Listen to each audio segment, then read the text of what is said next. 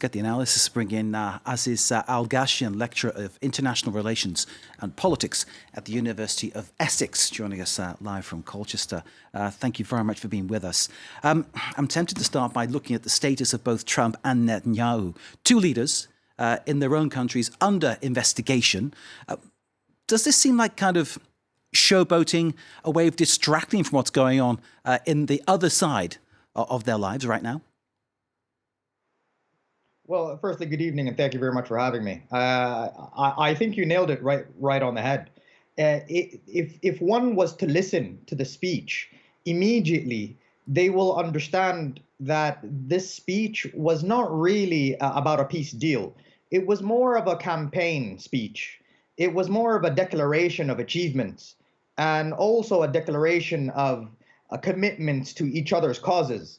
And absolutely, the domestic politics of both states within the United States and Israel, or Netanyahu and Trump, who are being under investigation now, played a certain role. And they are trying to really sing from the same hymn sheet here and try to manipulate the domestic politics to perhaps rally around something that both establishments in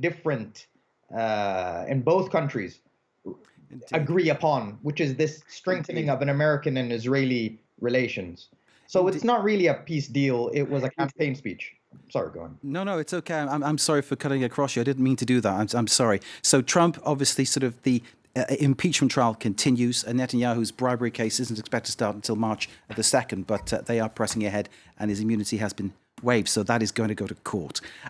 Let's get back to what happened today down at the White House. No Palestinian presence, but there were ambassadors from Oman, the UAE, and Bahrain at the White House. What do you make of that? It's very interesting. I was very surprised to actually see them, because these contingencies, this is very much indicating this slow rapprochement between Gulf countries and Israel. And we have to here be very nuanced. Just because the ambassadors of those countries were there does not mean they actually support the deal. What it does show is that they had to support the so-called peace effort. And if you look at the UAE's rhetoric also now, they were very hesitant and very careful with the language they were saying. Was that it was a step towards the right direction. But also there's something else that needs to be mentioned here as well, is that although the United Arab Emirates is playing a bigger role in international relations in the Middle East, but Oman and Bahrain are not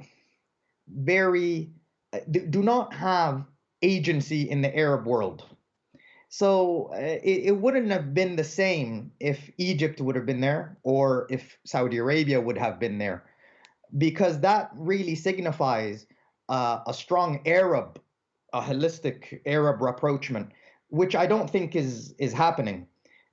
There is an element of plausible deniability here of trying to show that you support the deal and gain Trump to their side, while at the same time not demonizing themselves too much by distancing themselves from the Palestinian cause.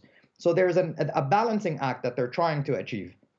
It is very much a double game in many ways, but clearly Jordan not happy about what will happen in the Jordan Valley with this plan, I imagine. The status of the Golan Heights, something that might concern countries who lay a claim to that, Lebanon, Syria. And can I just bring to you the statement by Mohammed Shatia, the Prime Minister of the Palestinian Authority. This is a plan to finish the Palestinian cause, he says. Do you see that as possibly the aim behind this? Without shadow of a doubt, this is not a peace deal. And rarely am I very blunt on interviews, if I'm honest with you. But it's very difficult to see any kind of nuance here with this. This is a maneuver to try to distance any kind of real Palestinian aspirations for statehood.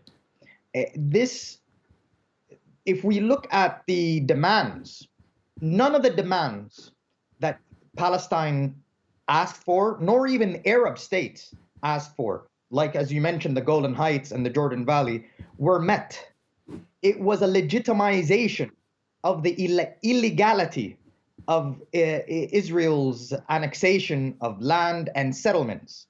And this is why I go back to saying this was a settlement, this was a campaign speech rather than a peace deal. So it is very much distancing any aspiration that a viable and tangible Palestinian state will have. Moreover, this is also dictating and reinforcing the narrative that the Palestinians are not the ones that are trying to seek peace. And if we go back to the speech was all about how Israel is the one that's always trying to seek peace, while Palestine, it's their turn. If they had the courage to reach peace, if they had the courage to sit on the table with us. And if you look at what Netanyahu said, well, now we could negotiate and we could take this deal as a platform of negotiation. And no one would accept this because this is not serious. This is a legitimization of the illegalities that Israel has committed. And therefore, it is very unsurprising to assume that this is a conspiracy or an attempt to kill the dreams, or at least, to be more pragmatic here, to distance the likelihood of a Palestinian state, which an establishment of a Palestinian state very much will lead to broader Arab-Israeli relations. Because much of the Arab-Israeli relations, or Arab states, their rapprochement with Israel will depend on a Palestinian state. So this is alienating a lot of serious attempts and serious rapprochements between Arabs and Israel. Aziz Al-Gashyan of the University of Essex, lecturer in international relations and politics. Thank you so very much indeed for your time and for that analysis. We continue, of course, to reflect on the Trump peace plan for the Middle East announced a few hours ago. And we'll bring you more reaction, of course, including from our Washington correspondent coming up very shortly. For